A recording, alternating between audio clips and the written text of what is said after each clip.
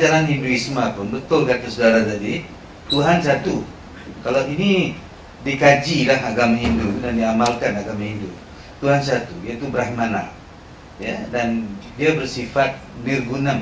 Istilah Sanskrit yang selalu digunakan maknanya tidak ada rupa, tidak ada apa semuanya. Tapi apa yang kita faham daripada dewa-dewi dan sebagainya semua ni adalah manifestasi daripada proses reincarnation yang berlaku. Jadi ini sajalah saya cuma nak, ya. Terima kasih. Saya komen sedikit di atas komen. Saya ucapkan terima kasih kepada Cik Siwa. Apa yang Cik Siwa kata tu saya setuju, ya. Yang pertamanya, patung-patung tadi bukan Tuhan.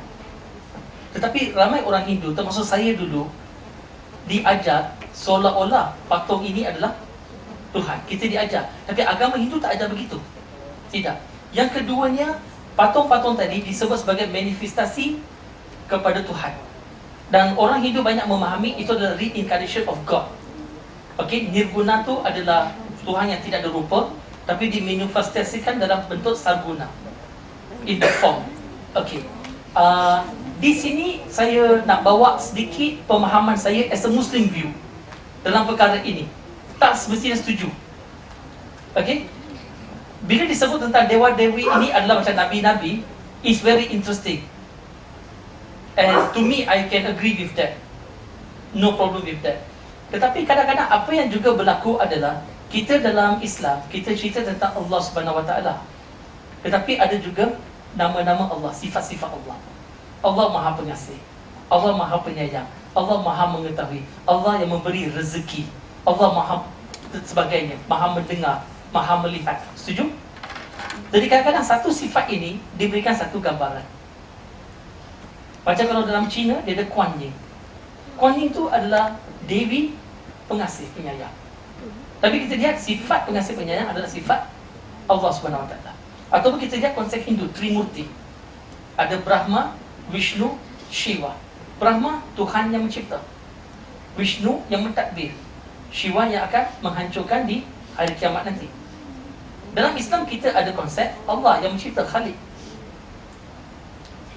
Sebenarnya Brahma dalam bahasa Sanskrit, kalau translate bahasa Arab bererti Khalik.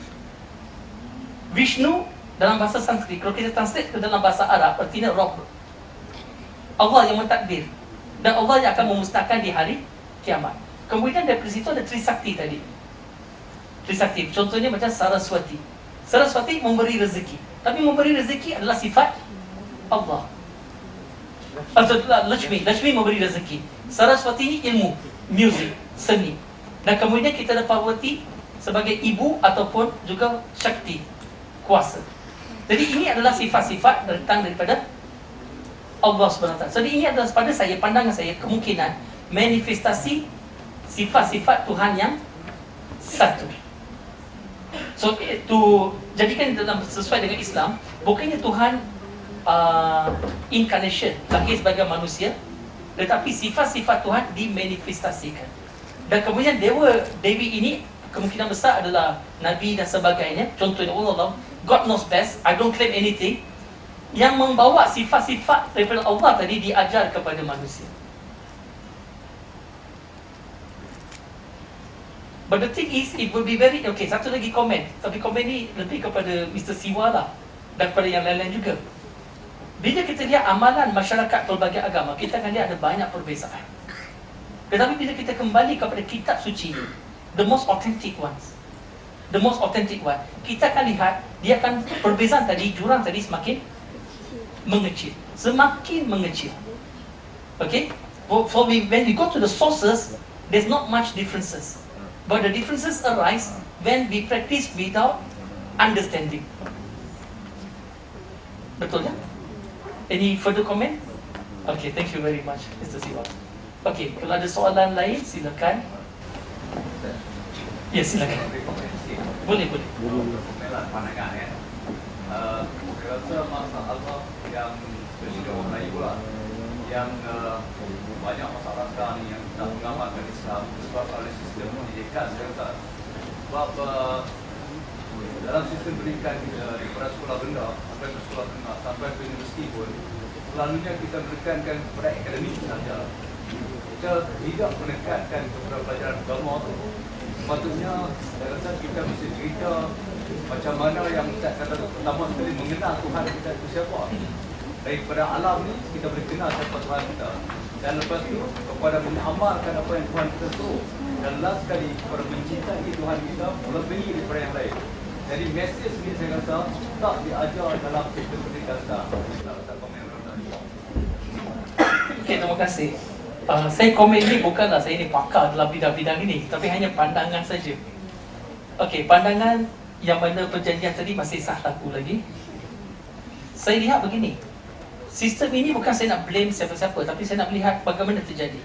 Saya rasa ia terjadi sejak daripada pemerintahan British dulu. Bukan kita nak blame siapa-siapa ya. Tapi saya lihat pada pemerintahan British dulu, yang mana belajar agama, dia belajar agama saja. Kalau belajar secular subject, duniawi, dia belajar duniawi saja. Maka timbul jurang antara subjek duniawi dan subjek agama. Yang mana belajar agama, dia akan mengkaji agama tetapi tak relate dengan sekeliling. Dan yang mana kaji duniawi, dia mengkaji duniawi tetapi asas agama sangat cetek.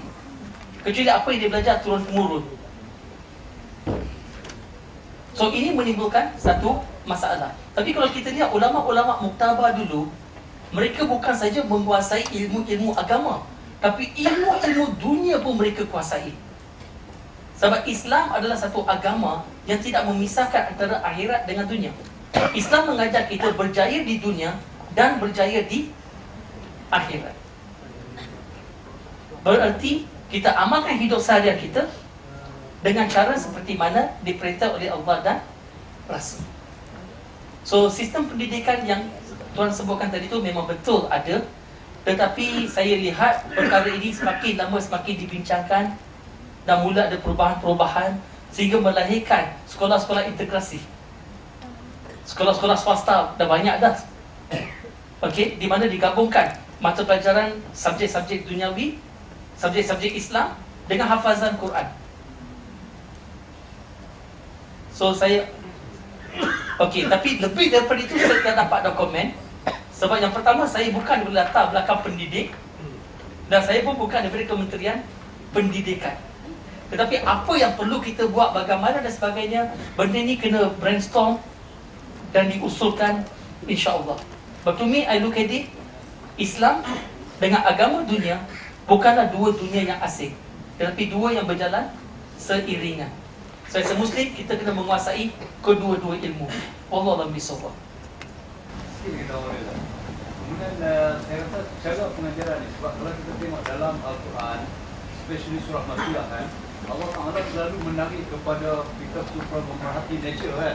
Tengoklah bukit, tengoklah ini, tengoklah ini, itu semua sains kan.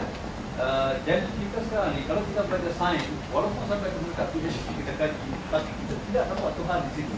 Padahal Al-Quran telah mengajar suruh tengok sains, tengok embryo, tengok apa ni, tapi tengok, nampak Tuhan di situ. Nampak Tuhan, kenal Tuhan.